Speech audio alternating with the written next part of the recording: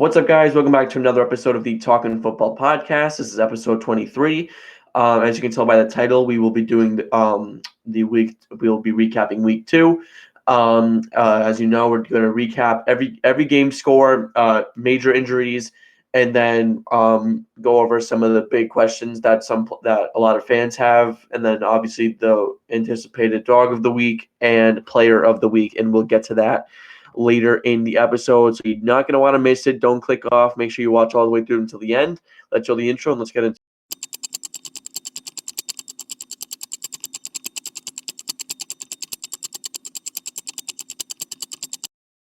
So week 2 was a very entertaining week of football. A lot of upsets, and we'll get to that in just a couple seconds when we do the score recap.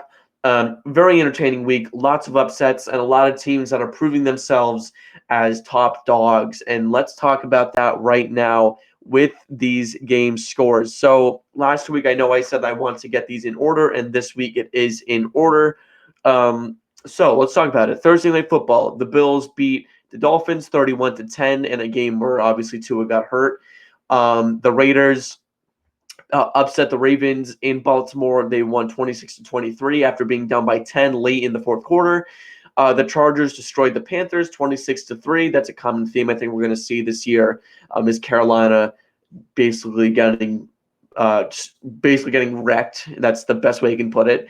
The Saints came in and took it to Dallas 44-19 in what was obviously the most surprising game of this week. Tampa Bay went into Detroit and won 20-16 in what some people call an upset. I don't know if I'm ready to call it an upset. I think Tampa Bay is a really good team, and I'm curious to see if they can continue this play. Green Bay, no Jordan Love, no problem. They beat the Colts 16-10 in a defensive battle between the two teams.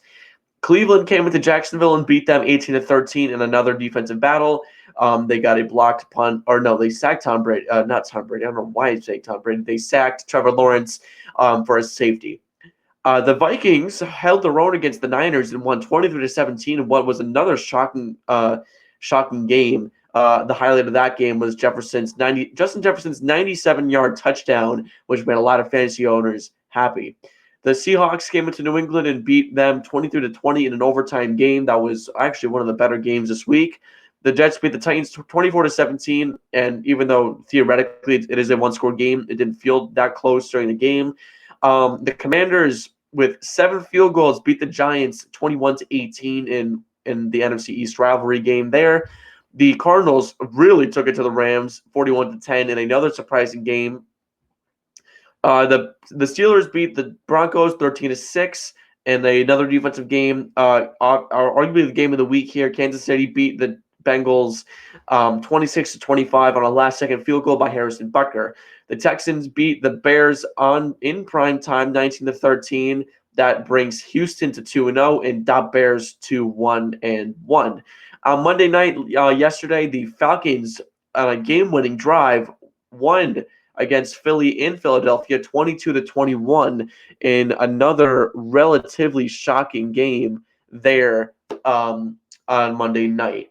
Fun fact, I just saw this this morning. Saquon Barkley has yet to win in Philly. He never won there as a Giant, and he always won there as an Eagle. So definitely interesting to see that stat a little bit here as we're 2 weeks into the season. So that's the week 2. Those are the week 2 scores there. A lot of upsets there. A lot of interesting games that I did not expect to happen. But then again, you also had a lot of close games there. So one thing that I found really interesting were the 2 main blowouts I was talking about. The Saints going into Dallas and beating them 44-19. I mean, holy, they really took it to them. Same thing with the Cardinals winning at home 41-10 in a game that I did not expect to be that big of a blowout. So I'll give credit to the Cardinals and the Saints there. They played really, really, really well. So let's go back to this and let's do the injury report before we get into those questions. So one thing I will add here at the end, or actually I'm going to add it now it's at the top of my head. Tua Tagovailoa has been placed on the IR. He's out for at least the first 4 weeks, at least the next 4 weeks of action. So Skylar Thompson is the QB1 there. I'm curious to see if Miami adds Ryan Tannehill or another QB option. I know they added Tyler Huntley, or as he goes now by Snoop Huntley, I believe. he was added to the active roster there in Miami. So they have QB options, just not options that are Tua. Justin Jefferson's day-to-day with a quad injury that he suffered. I'm not sure how he suffered. I didn't see the play, but that is something to keep an eye on. He said that he's planning to play next week, but again, just keep an eye on this. He should be good to go, though, for next week's game against Houston. Cooper Kupp is likely to go to the IR, so now the Rams are without both of their top receivers. Cooper Kupp is on the IR, and he's going to be joining Puka Nacua, who is also on the IR. So the Rams really, really need to go deep in the bag to find another receiver that can step up and replace these guys. Deebo Samuel is out with a calf strain. I'm not totally sure if he was placed on the IR at this point, but I know that the calf strain will keep him out for around 2 to 4 weeks, I believe, if not longer than that. And we'll see how that develops during over the next few weeks of action. Jermaine Johnson is out for the year. He tore his Achilles against the Tennessee Titans. A big shame there for the Jets. He was a very, very solid player. He was really blossoming into a star there, but he is out for the rest of the year with a torn Achilles. I believe that he's expected to be back by week 1 next year. So Jets fans, you shouldn't be too concerned about that. In terms of next year, Isaiah Pacheco is out for 6 to 8 weeks with a broken fibula or a fractured fibula. I'm not totally sure what it is. I know it's a fibula injury. To make up for it, the Kansas City Chiefs signed Kareem Hunt. They're reuniting with their former running back who was with them from 2017 to around 2019, 2020, I believe. So definitely interested. I'm definitely interested to see how Kareem Hunt steps up and how the other guys like Carson Steele, how are those guys going to step up there in Kansas City? A.J. Brown is expected to be back next week. He was out last night on Monday night with a hamstring injury, I believe it was, or something in his leg. I believe he should be back next week for the Eagles, and they really needed him. If they had him last night, they probably win. Jordan Love is targeting a week 5 return. So last week, my update was wrong. He was expected to go on the IR, but he wasn't. He was listed as questionable for this past week's game against Indianapolis. But he was ruled as he was questionable. Obviously ruled out. He's expected to be back by week 5. That's when he's targeting. His return for the Packers will be with Malik Willis for those couple of weeks. If they can continue with the game plan that they have, which is run. They ran, I believe, they had 68 plays and they ran over 50 times. Malik Willis only threw 14 times. So they don't want to throw with him. And honestly, I don't blame them because he's not a proven guy. So I'm not really against them having to do that, especially if the run game's working, you might as well do it. So that is those are your injury reports for this week. And let's get into some questions. Let's talk about those Minnesota Vikings. Are the Vikings for real? It's their first 2-0 start since 2016, I believe. It's their first time it's their first season without Kirk Cousins since 2018. Kirk Cousins was never 1-1, or never 2-0. He was always 1-1 or 0-2 in the first 2 weeks of action, which is something I did not know. I thought that at least maybe a couple of years ago when they went 13-4, they started out 2-0. But no, they were 1-1. They lost to Philly after losing to Green Bay. They beat Green Bay week 1, and then they lost to Philly. So this is the first time being in 2-0, so it's relatively unfamiliar territory for Kevin O'Connell. So is this team for real? Let's talk about who they played so far. Week 1, they played a Giants team that really, really struggled. They played well offensively this past week, New York, but defensively, the struggles were still there. So that was kind of like a warm-up game. Look, the week after that game, Minnesota was like, look, this isn't as bad of a team as we expected. And I said they were going to be 8-9. I didn't understand the 4-13 talk. It didn't make sense to me. Then they have a really tough task. You now have San Francisco coming into your house without Christian McCaffrey, yes, but Jordan Mason, reigning dog of the week, he played really well, and he played well on Sunday. So what does that mean for Minnesota? It means that this team's for real. And I'm not going to put in all of my chips. I'm not going all in. I don't have aces. All right, so I'm not saying that. I'm not saying that this team is going to go all the way to the Super Bowl. But they are a borderline wildcard team, if not a top wildcard team. They're currently the leaders of the NFC North. I understand 2 weeks in, but that's big time. When you start out 2-0 and everyone else and you're in a very tough division is 1-1, That's great because then you have a mulligan. If you lose next week against Houston, and let's just say the Lions win, let's say the Packers win. Look, you're still tied for number one, and that's a great thing that they started 2-0. I do think that this team will be competing for a playoff spot come January or come late December, come January.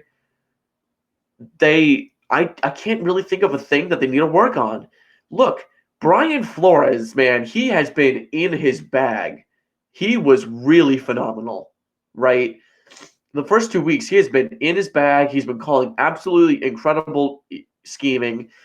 And I don't know if you guys saw, but Brock Purdy at the end of the game, he went up to shake Flores' hand, and he said, "Your scheme is incredible. I couldn't figure it out." Brock Purdy saying that, and Purdy has the mind of a veteran quarterback. He doesn't make the incredible plays that wins you games, but he does have the mindset. He knows, look, if this guy isn't there, I'm not going to force it if I don't need to, which is very useful for a young quarterback in that West Coast scheme.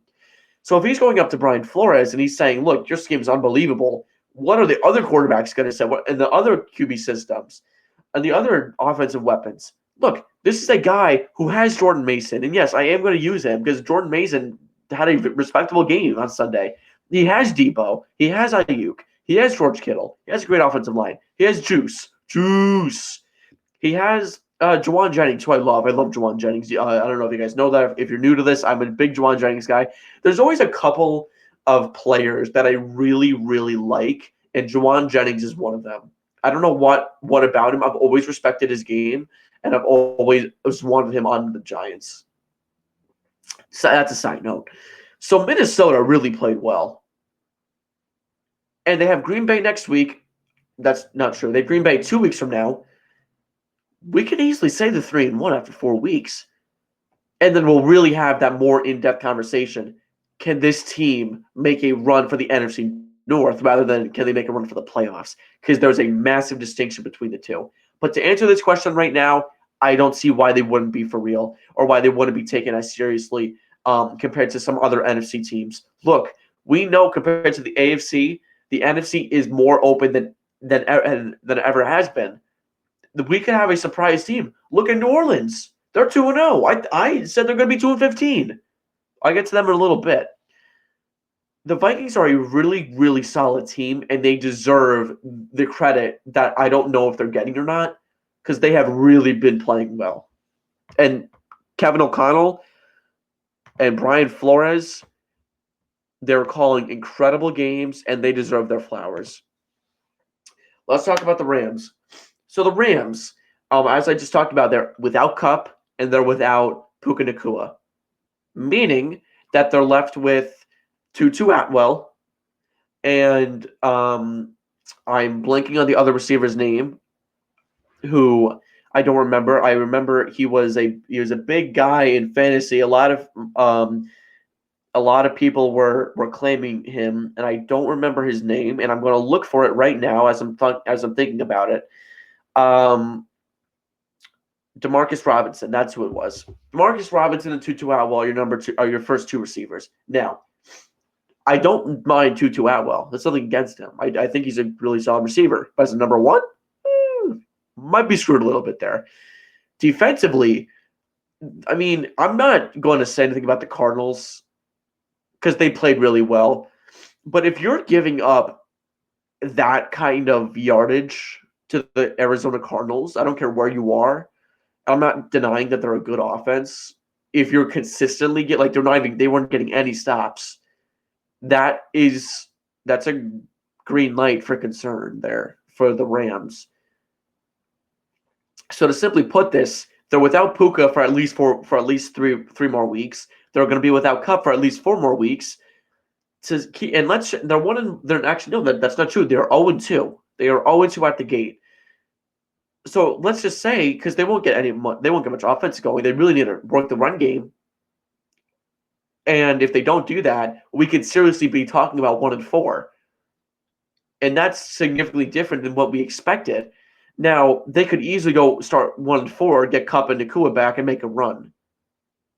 But I'm saying that these next few weeks without your top receivers, they're really going to have to make up for it. They need to win at least 2 games. 2 of the next 5 games, they need to. because then they would be. Actually, that's not true. They need to win 2 of their next 3 games, because then you're 2-3, and then that's respectable. That's like a midpoint, and that's when you're 2-3. You're like, well, look, we're without Nakua and Cup, and we'll get them back. So why don't we make a move for somebody, and then we'll have all of those players, and then we can make a push. I think the Rams really need to dial in these next few weeks without their top receivers. And if they don't, their season's over. We've seen 2 teams, I believe, make the play since the season got extended to 17 games. We've seen 2 teams make the playoffs when they were 0-2. And unfortunately, even though I thought they'd be good at the beginning of the year, without Nakua and Cup, I don't see them doing much. And I don't know if they're going to save their season. Arizona.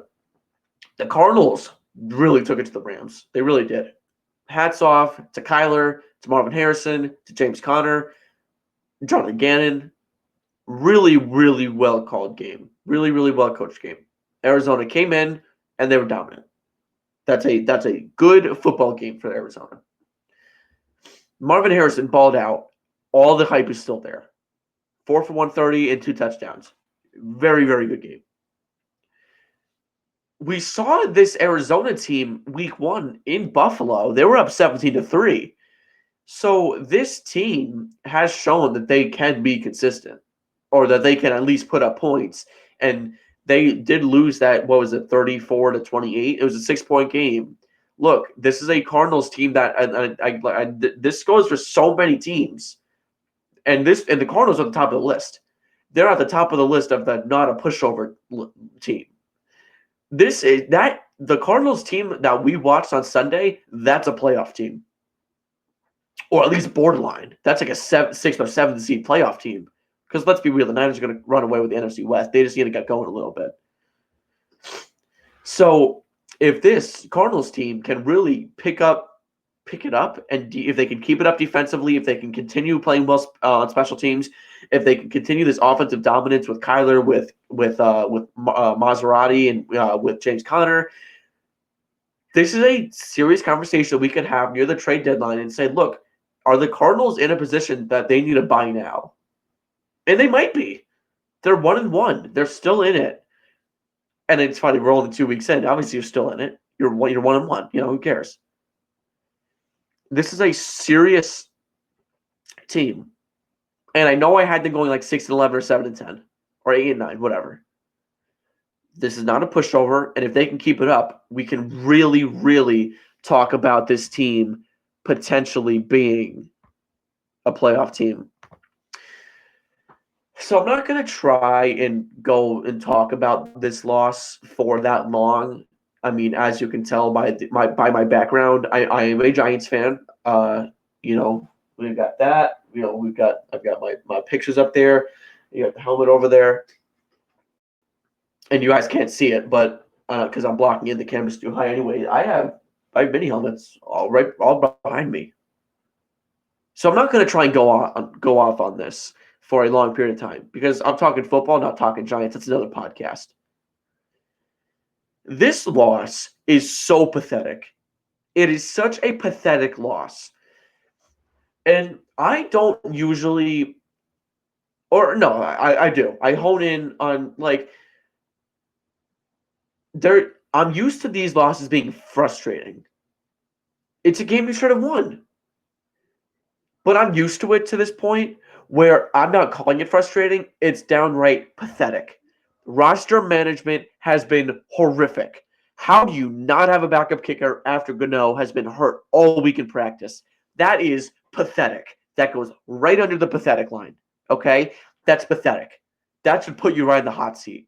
Okay? It's a shame because Neighbors was phenomenal. Neighbors was great. And I understand that late game drop. That sucks. Okay, because if we caught that would have been the cherry on top on his amazing day. It would have given him 11 for like 135, if not more. It's a tough catch. I mean, you're going down and you're trying to reel it in, and it bounces off your shoulder and it's incomplete. You were targeted 18 times in that game. You should not be targeted that much. You came down with 10 of them for 127 on a touchdown. So this game is not on Neighbors. On the other hand, this game is on a Daniel Jones. Jones was very. I mean, I'm not going to say he's very good. I mean, he did throw like 400 yards, but he threw for. He was 16 of 28 for around 180. I want to say, like your typical Daniel Jones stat line: 2 touchdowns, no turnovers. He had a pass rating of 100. As a Giants fan, I'm expected to. I memorized those stats. So this also is not on Daniel Jones. He played well, and he always plays well against Washington.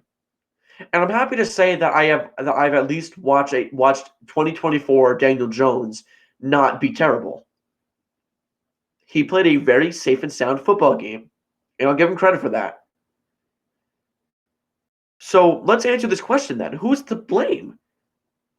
There's two people I'm going to blame, and they're both coaches: Brian Daboll and defensive coordinator Shane Bowen. Look, you knew your kicker was hurt. I don't care if you're not a doctor. I don't care if, you thought he was fine. I don't care. You knew he had a groin injury, so you knew it could have been a problem. Then the first play of the game, obviously there was holding on the kick return, but he pulled his hammy. So you knew that something was up. And he was doubtful right from the get-go there. That's bad. So you wouldn't even call up a kicker. You had an extra roster spot open. They had 52 men on the active roster. They had a spot open. But today, recently, like 15 minutes before I started recording, they signed Greg Joseph, kicker for the Vikings for the last couple of years. He was with Detroit. They signed him off the Detroit practice squad. Would have been nice if you did that, I don't know, on Thursday or Friday. So you had a kicker. Because you have a kicker, you win the game. But no, you didn't. And you lost the game. Because you're terrible. You're terrible. It is pathetic.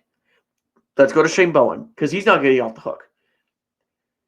It doesn't matter how good your red zone defense is. The fact that Washington, on every single one of their drives, scored, and the fact that they were all 9 plays or more, and the fact that they went on for at least like 7.5 minutes or more, and that's probably an understatement. If anything, they probably went for longer. That's pathetic. Other than obviously the last drive of the game. Like that would obviously not be more than 7.5 minutes. That's pathetic. You gave up more than 200 rushing yards. Pathetic. That's like this is a bad loss. I think it should be shared between Bowen and Daboll. We have other things to get to. So I'm going to move on from this before whatever. It's just annoying. I mean, it's a game that you should have won. If they win, so if the Giants win that game, they are theoretically first place in the division because everyone would have been 1-0. No, Commanders would have been 0-2. Everyone else would have been 1-1. Giants would have the division record. They would be 1-0. Everyone else is 0-0 in the division, except for Washington, who would be 0-1. It's just very frustrating. Let's talk about the Saints, man. New Orleans, how about it? They scored on each one of their first 15 drives. They scored on their first 15 drives of the season. Touchdown and field goal. I am going to be the first to say this. I said they're going to be 2-15. And look, they could still be 2-15, so I'm not going to deny that, but this is a really solid team. And I still don't think that Dennis Allen's the guy. This is a team that could still go 7-10, and it wouldn't surprise me. But I'm trying to word this the right way. My thing is with the Saints, they play well offensively, but I mean, for how long is Shaheed and Kamara going to last? I don't think it's going to last that long. Like, I think it's going to be like maybe week 5, and then things kind of shut down a little bit. And I like Olave, but they're not getting him involved. If you got Olave involved a little bit more, then the Saints team would be a little bit more scary, but they're not. So look, I'm still going to have the hater mindset until proven otherwise. And I'm going to give the Saints all the credit in the world. They went into Dallas and they gave it to the Cowboys. They destroyed them. 44-19. They kicked their butt. And there's other words that I can say. I know that. And I'm thinking them right now. I'm just not totally locked in on New Orleans this year. And you guys know I said 2-15 at the beginning of the year, and I still kind of think that. I'm struggling to say I feel good about the Saints. I don't know why. I don't know what it is specifically. Maybe after week 3 or week 4, I'll be like, yeah, this is a good team, but I'm not ready to say that right now. And I may have just contradicted myself. I don't know what I said when I put that bottom ticker up, but uh, I don't feel amazing I don't feel as good about them as other teams do, as other fans do, other people do. Atlanta going to Philly on Monday night in Kirk Cousins' kryptonite game. He sucks on Monday Night Football. That was the long joke about him. That Kirk Cousins could, well, in prime time in general, but Monday Night Football was his bad time. And at halftime, it was 7-6. Yeah, it was 7-6. Eagles were winning. Before you knew it, I checked the score, and the Falcons were on top. They scored a touchdown. They played a very good football game yesterday. And you can argue, oh, if Barkley didn't have that drop, then it would have. Well, yeah, obviously, if Barkley didn't drop that, this game isn't going to get. It's not brought to that point where the Falcons drive all the way down the field, 70 yards, I might add, in about a minute. That was a phenomenally executed drive by Kirk Cousins and company. Very well done. I'll give them their flowers for that. Can they play at this level consistently?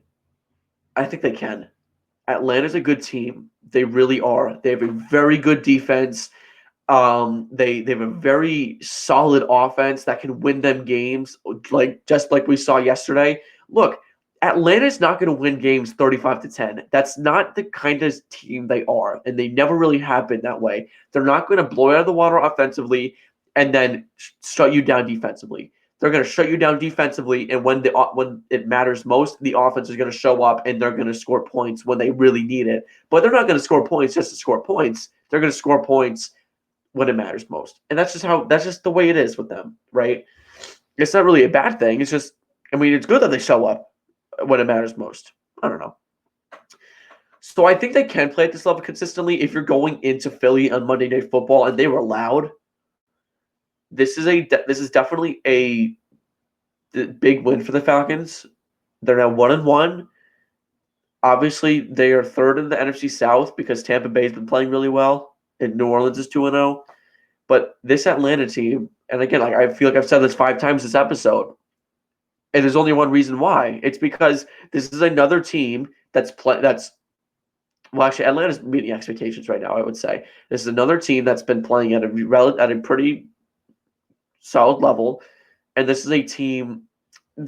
All they need to do, allow 20 or less points, with that defense, this shouldn't be that hard, and then score more than 20 points. And I know that you're going to outscore your opponent. Wow, what a great way to win games. I know that sounds kind of obvious, but let's be real here. If that's all they need to do to win games, obviously you're going to have your mulligan. You're gonna have that game where your defense gets shredded. That's going to happen. But average-wise, if they can continue to do that, if they can continue to play how they played last night against Philly, this is definitely a very solid team, and this is a team that we should be looking out for. Again, it's another one come late December, early January. I'm going to talk about Bryce Young for a little bit, and then we're going to go to the 0-2 teams. I don't want to stress on this too much, and I'm curious to know what you guys think. Do you think benching Bryce Young was the right move? I am split down the middle on this. I see the pros and I see the cons. Let's talk about the pros. Putting Andy Dalton in puts the Panthers in a theoretical win now mode. When Andy Dalton was playing over Bryce Young, Andy Dalton gave the Panthers a chance to at least play significantly better than they have been. Andy Dalton's not going to put this team in a 47-10 or a 26-3 loss. He's going to put them more in like a 24-14 loss, which is significantly more respectable than getting demolished in the first 2 weeks. So that's a pro. And look, another pro is you have a veteran quarterback who can run the offensive scheme. And also another one I just thought about, you give a rookie quarterback to sit. Look, those first 2 games didn't happen. It's a 15-game season, okay? Those first 2 games didn't happen. Erase your memory. They didn't happen. You just got drafted, right? Because last season didn't happen. We're gonna erase that memory. We're gonna erase that memory too. and you're sitting behind Andy Dalton. Okay. And Andy Dalton is going to lead us until we think that you're the right guy or if Andy proves us otherwise. The cons. You just took away all of Bryce Young's confidence, and that is bad for many different reasons, very obvious ones. He's a young quarterback. If young quarterbacks don't have confidence, they're not going to make plays. He didn't have confidence before because he's running all the time and he has no weapons. And don't tell me that Deontay Johnson, I like Xavier Legette, I do. Terrence Marshall, another one that's not bad. Adam Thielen, he's a good guy. He's actually a good receiver. And then Miles Sanders, ooh, you know what I'm saying? This is not a team. They're not built to score a ton of points. They're just not. And now that you benched him, okay. The thing is, I feel like there's always a difference, and it's theoretically the same thing. There's a difference between starting a new quarterback and benching your former starter. They benched their former starter. They didn't say Andy Dalton's going to play this week. They said, Bryce, you're going on the bench. Andy Dalton's starting for you this week. There's a different tone to both of those messages. Look, Andy's going to start this week. You're going to sit down. You're going to relax. You're not going to have to go through it unless Andy gets hurt. You're just going to look at the progressions. We're going to watch film really hard this week. Whatever. The other one is you have not been playing to expectations. You have not been playing well. You're missing throws. Andy Dalton, the veteran quarterback who can do this very easily, is going to start instead of you. That's the message that I'm getting from Carolina. And that's not what you want when you have a young quarterback, okay? That's not what you want at all. And it's really that takes away all of his confidence. That's like the main con. I can't really think of any other ones off the top of my head. So that's why I'm like 50-50.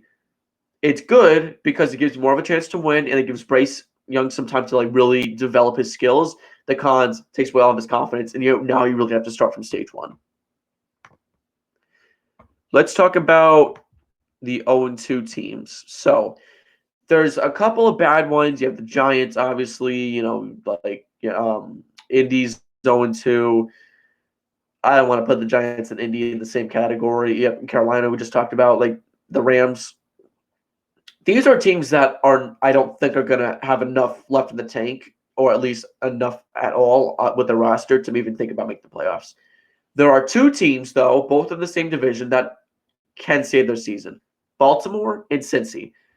Cincy played okay week one. They weren't really that good, and that's just the way it is. Week two against Kansas City, they always play well against Kansas City. They really brought their A game. Cincinnati looked like a week 12 matchup where it was a 9-2 team going up against an 8-3 team, or an 8-3 team going up against a 7-4 team. That's a little more realistic. That's the way I felt watching that game. So I really think that Cincy can dial in like they always have been able to. They always start slow, and they always are able to find a way to make the playoffs. They started 0-2 the last 2 years. The 2 years ago, they obviously made the AFC Championship, and they were theoretically a penalty away from going to overtime and at least having a better chance of making the Super Bowl for the second year in a row. And last year they missed it, but they were 9-8. They weren't bad, and obviously the Burrow injury hurt them a little bit. So we're talking about this team knows what it's like to be down 0-2. All right, I saw lots of positive things this week, and now before we go into more to the Ravens, here's my thing with that late pass interference call. It's not a bad call. The defender got there early, and he interfered with the offensive player. I'm not denying that at all. I'm just saying, if Cincy was on offense and they were in the same situation, it wouldn't have been called. And I think I'm kind of stating the obvious here, but come on, let's be a little bit more even here, please. Like that would be nice. Baltimore, come on. Baltimore is on paper, I think they're the best team in the AFC. look, they had a really tough game against the Chiefs week one that was literally a toe away from at least tying it, right? And then this past week they choked to the Raiders. But look, from that game, what did we see? We saw the Raiders have a really good defense. We saw that Gardner Minshew can deliver when it matters most. That's not a loss. I mean, it's another choke in the fourth quarter that we've seen from Baltimore. And it's like the same old song and dance. I mean, it gets really frustrating after a while. So that's kind of annoying, but it's Baltimore. I don't really have to explain that much why Baltimore is a really good team. They just know how to play. They just know what the deal is there. All right, so that's it for the questions and the weekend recap. Now it's time for the prestigious, or the prestigious. It's prestigious here at the Talking Football Podcast. Talking Football Podcast. Excuse me. Dog of the week. There were many different considerations that I had. I'll be honest. Dog of the week was very close to being Brian Flores. I almost said Brian Flores, but it's not going to be Brian Flores. Dog of the week, week 2 winner, goes to Baker Mayfield. Now, again, dog of the week is not statistically the best player, right? That's not what it is at all. Okay? Statistically, he was very mediocre. 12 and 19 for 185 yards, a touchdown, a pick, and then on the ground, this is where the dog really comes in. 5 for 34 and a rushing touchdown and a very filthy juke that went viral on Sunday. Look, this is a Baker Mayfield that we've never seen before. He's playing better than he did last year. This Baker Mayfield is the Baker Mayfield that we remember from Oklahoma. He's back. This guy is a dog. He almost won Dog of the Week last week, but I had to give it to Jordan Mason. Mason was just amazing last week. But Baker Mayfield will get Dog of the Week this week for the Talkin Football Podcast. Congratulations to Baker Mayfield on winning Dog of the Week. He played really, really well. Statistically not really well, but when you go into Detroit in that environment and you come out with a win, that alone gives you Dog of the Week. But other than that, he put his body on the line on the ground, and he really put together some nice drives to the end of the game. So congrats to Baker Mayfield on that. Talking Football Podcast Player of the Week goes to, this one's pretty obvious. It goes to Saints running back Alvin Kamara. Kamara was en fuego. He was unbelievable this past week at Dallas. He had 4 total touchdowns, 3 rushing touchdowns and 1 receiving touchdown. He on the ground, he had 20 carries for 115 yards, and then receiving, he had 2 catches for 65 yards. Alvin Kamara was absolutely on fire. A very great game for him there, and also we picked up the win there and a 44-19 win over Dallas. Really, really good game for Alvin Kamara. 4 touchdowns. He has been really, really good to start the new year. So congrats to Alvin Kamara on winning Talking Football Player of the Week for week 2. All right, that's how we're gonna end it. That's how we're gonna end this episode. A little bit longer than I expected it to be, but this is probably around the length it's gonna be. Just so you guys know, Tuesday's probably going to be my recap day. That's subject to change, but if I had to guess, I'd say this is probably when it's going to be. I hope you guys enjoyed. Make sure you like, comment, and subscribe. I'm Talking Football. That's what I got to say about that.